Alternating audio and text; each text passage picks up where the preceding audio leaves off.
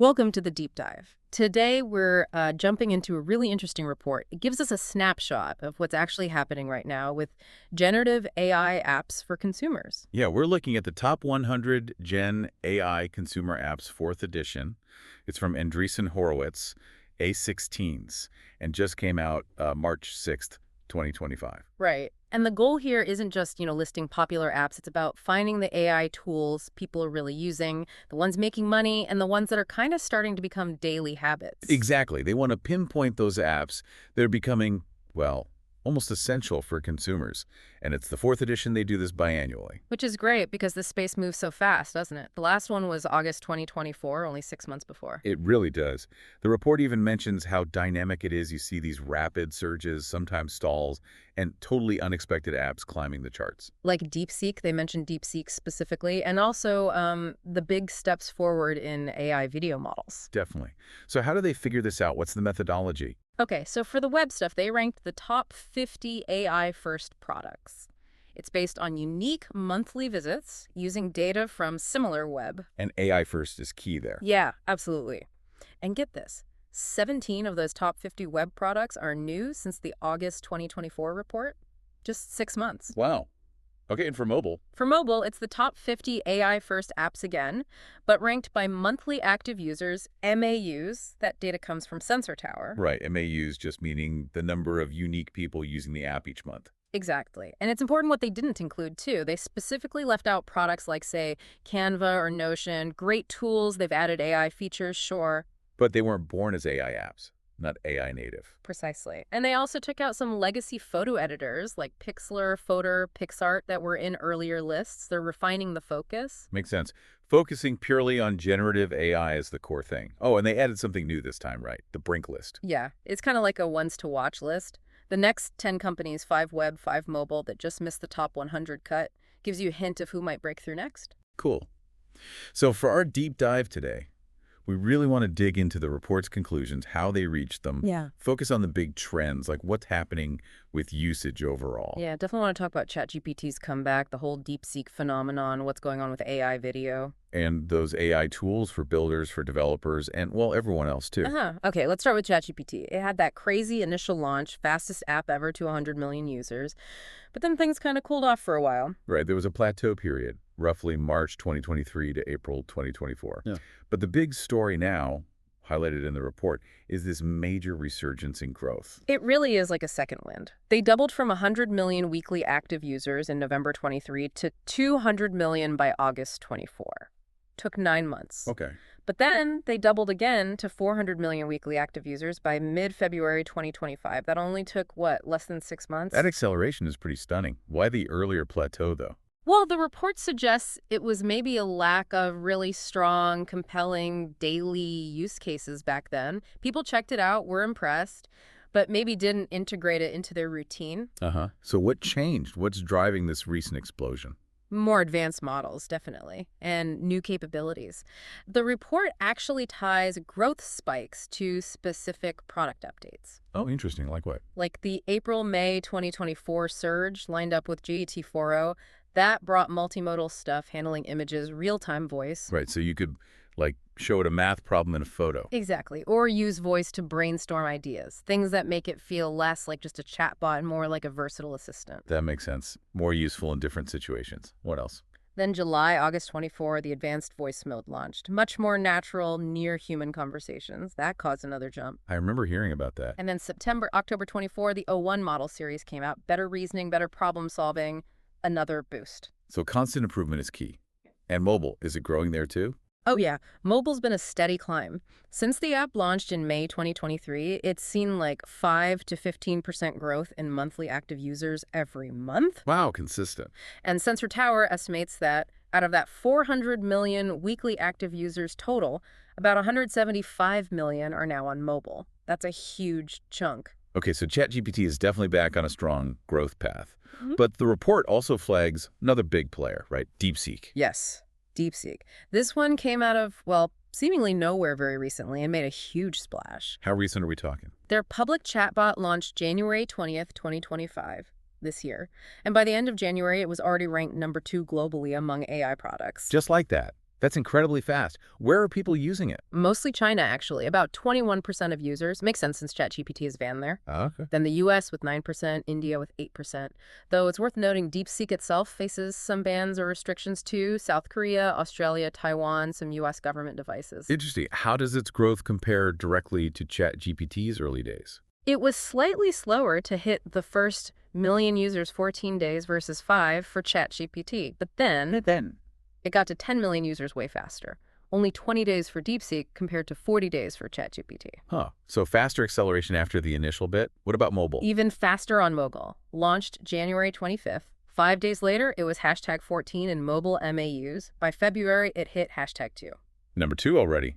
Pulling users from ChatGPT. Apparently, the report estimates it captured about 15% of ChatGPT's mobile user base very quickly. And are people actually using it as much? Engagement? A little bit more than Perplexity and Claude on mobile, based on sessions and time spent. Still behind ChatGPT on those metrics, but pretty engaged for a newcomer. So what's the secret sauce? Why the rapid uptake? The report points to strong performance on reasoning benchmarks, basically. It tests well for how logically it thinks, and also that claimed low training costs. Oh yeah, the $5.6 million figure, that got a lot of press. It really did. People were calling it a Sputnik moment, potentially shifting the whole AI race. Google Trends even showed search interest for DeepSeek catching up to or passing ChatGPT for a bit. So definitely one to watch closely. Okay, let's shift gears a bit. AI video. The report says major progress there. Yeah, in just the last 6 months. Big improvements in the quality of the videos AI can generate, and also how much control users have over the output. That feels right. We're seeing more and more examples online. How's that showing up in the rankings? We're seeing new video platforms break into the top 50 web list. Hailu at hashtag 12, Kling AI at hashtag 17, Sora at hashtag 23. They join in video, which was already there. And Runway and Korea are on that brink list, the almost there list. Exactly. What's interesting is Hailu and Kling are both Chinese models.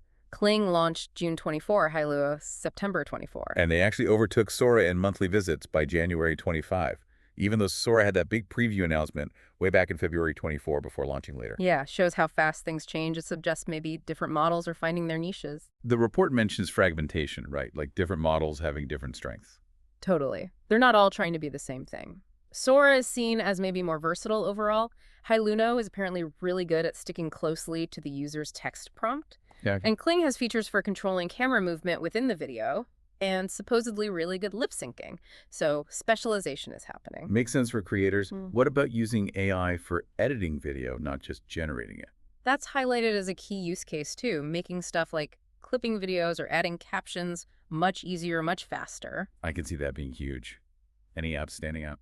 On the web, Veed, hashtag 36, and Clipchamp, hashtag 45 are mentioned. And mobile has a lot of these hybrid video photo editors like B612, VivaCut, Filmora. Big user base there. But usage isn't always the same as making money, right? Exactly. That's a really interesting point the report makes about mobile video editors. The ones with the most users, VivaCut, Filmora, Beat and Alley, weren't the top revenue generators. Oh, who's making the money then? Splice, Captions, and Video Leap brought in the most mobile subscription revenue. It suggests maybe a smaller group is willing to pay for those prosumer, more advanced features. Broad appeal versus paying customers. Classic dilemma. The report also mentions Google's VO2 coming. Briefly, yeah. Seems like it might be aimed more at commercial use, given the potential pricing they mentioned, like $1.50 per second of video. Yikes. Okay, not for casual messing around then. All right, one more big area. AI for builders. Sounds like tools for creating stuff. Yeah, 2 categories really exploding here, according to the report. First, these agentic IDEs for developers. IDEs, integrated development environments, the tools coders use. Exactly. And agentic means the AI is like an active agent within the IDE helping out. Think AI doing bug checking, super smart autocomplete, even writing chunks of code for you. Like a coding assistant built right in. Right. Cursor is a big example, debuted at hashtag 41 on the web list, already used by hundreds of thousands of developers. Okay, what's the second category? Text-to-web app platforms. They call them vibe coders, which is kind of fun. Vibe coders, what does that mean? It means people who aren't technical experts, who don't know how to code, can basically just describe the website or simple web app they want using plain English. And the AI builds it. Pretty much, or at least gets you started.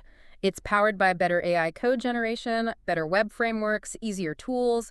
It's making creation much more accessible. That sounds potentially revolutionary. Are these taking off?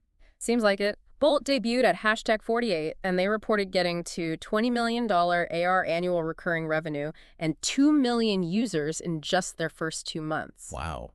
And another one, Lovable, is on the Brink list. They reported $17 million ARR in their first 3 months. So yeah, serious growth. How do these two categories, the pro developer tools and the vibe coders, compare? Right now, the agentic IDEs like Cursor have more unique web visitors overall, but both categories are growing at a similar, very fast pace. Different audiences, I guess. Yeah. Though maybe some overlap. Definitely different core audiences. But the report suggests some overlap too, like maybe developers use the text-to-web tools for quick prototyping. Yeah, I could see that, just to get an idea out quickly. The report actually found that 23% of Bolt's unique visitors also visited Cursor in January, so there's definitely some cross-interest happening there. Fascinating. Okay, one last thing that caught my eye in the summary was about mobile app revenue versus usage. You touched on it with video editors, but it seems broader. Yeah, it's a really key point. Just because an app has millions of users doesn't mean it's making the most money. You needed over 8 million monthly active users just to get into the top 50 usage list on mobile. But the top revenue list looked different. Very different. Only about 40% overlap between the top 50 mobile apps by MAUs and the top 50 by monthly revenue from subscriptions. They didn't include ad revenue in that ranking, just subs. So lots of apps with fewer users are actually better at getting those users to pay. Higher conversion, maybe higher revenue per user. Exactly. The photo and video editors were a good example. We already mentioned different apps leading usage versus revenue. Broad appeal doesn't always equal willingness to pay for premium features. Are there other categories that show up strongly in revenue but not so much in pure usage numbers? Yes, quite a few. Things like plant identification apps, picture this, Plant ID. Nutrition trackers like Cal AI, Fastic. Language learning speak, Learna, Laura. Okay, those sound like specific needs people might pay to solve. Right. Also music apps like Moises and Suno, and dictation or transcription tools like Otter and PLIUD. They don't have the massive user numbers of, say, a general chatbot, but they attract paying customers who need that specific functionality. Interesting. Anything else stand out in the mobile data? One kind of quirky thing, these ChatGPT copycat apps that basically mimic ChatGPT's name or logo, tweak their App Store listing. Trying to ride the wave. Exactly. And surprisingly, they represented 12% of both the mobile usage list and the mobile revenue list. So that tactic seems to be working to some extent. Well, that's a lot to digest. This report really paints a picture of a super dynamic, fast-changing landscape. It really does. We've seen ChatGPT's strong resurgence, driven by new features, DeepSeek bursting onto the scene, real, tangible progress in AI video. Plus, these exciting tools making it easier for anyone, developers or not, to build things with AI, and that whole fascinating split between mobile usage and revenue. Absolutely. It just underscores how fast AI is moving and how central it's becoming to, well, potentially the next wave of defining companies. The pace is just incredible. It really is. So wrapping this up, maybe a final thought for everyone listening. Yeah, let's leave you with this. Considering everything we've talked about, the smarter conversations, the video tools, the AI builders, what new daily habits do you think might become common in the next year or two because of all this? It's worth thinking about, right? Yeah. How might these evolving AI apps change your own work, your creativity, or just how you interact with tech every day? Definitely something to ponder. It's an exciting time to watch it all unfold.